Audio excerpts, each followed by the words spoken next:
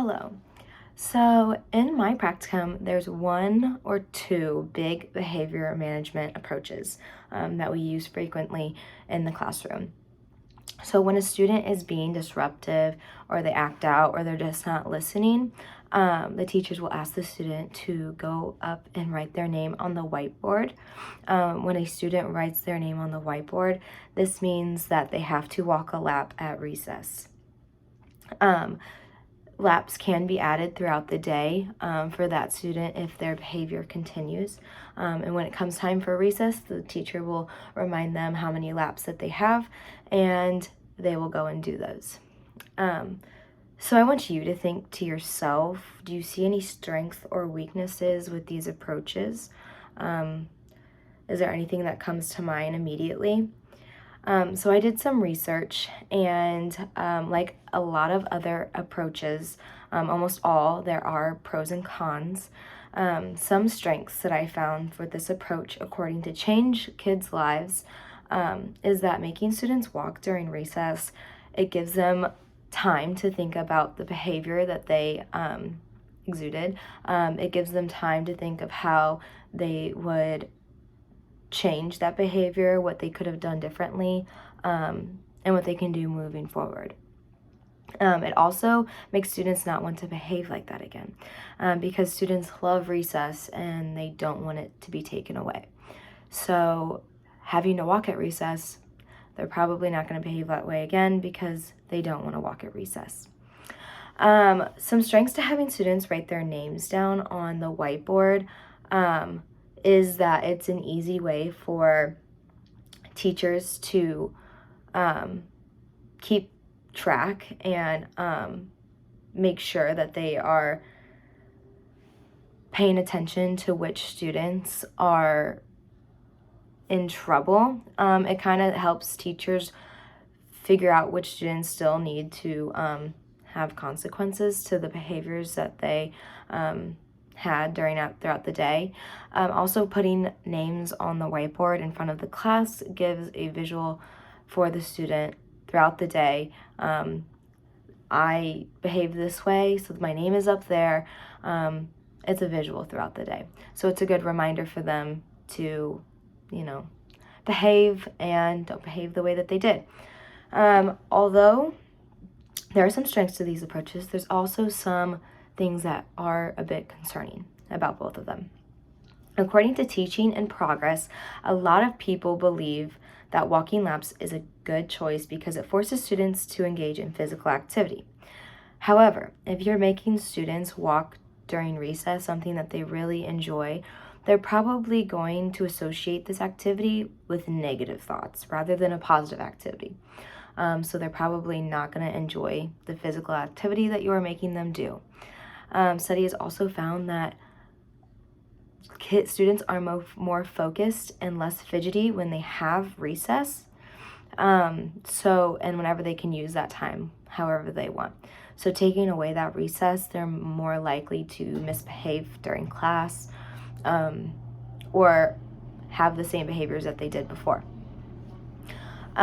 Recess is also the place that helps students build social and emotional skills with other students.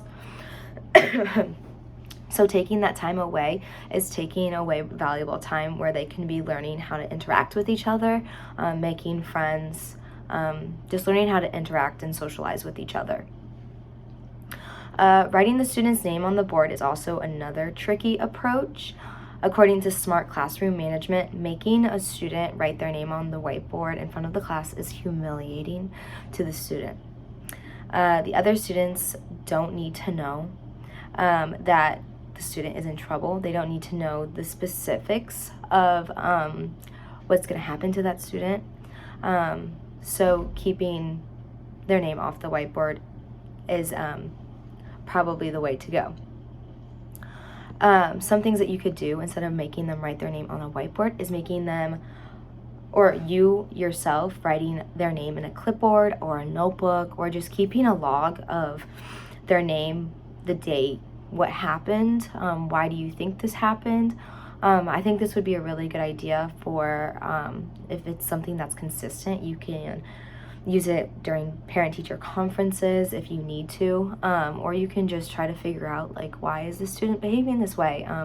If it's out of the ordinary or if it's not out of the ordinary, it's just something for you to keep, just so you can refrain back to it if you need to. So would I use this approach in my own classroom? Excuse me. I don't see myself using these approaches in my own classroom. However, I do like some of the aspects of the approaches.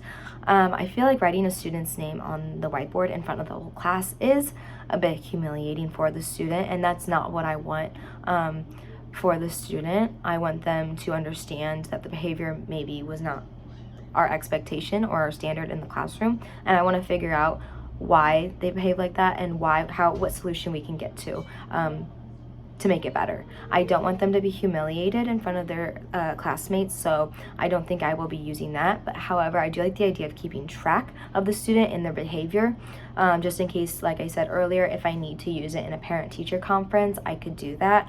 I think it's also just good for me to see if something is continually progressing and being consistent with the student's behavior. I can refrain back to that as well.